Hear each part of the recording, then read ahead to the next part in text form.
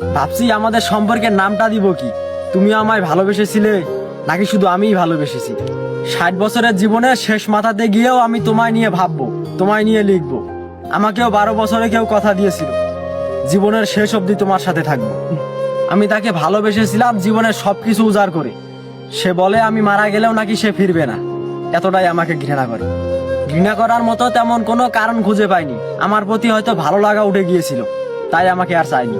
আমার কোনো দোষ না থাকা সত্ত্বেও আমিই দোষী। তারপরেও ফিরবে কি তুমি? তোমার প্রত্যেকটা সেকেন্ডে ভালোবাসি। ভালোবাসি শব্দে এখন আর বিশ্বাস হয় না।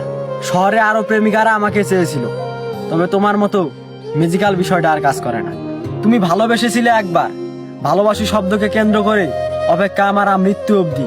লিখে দিব তুমি আমার না হয়েও শুধুই আমার।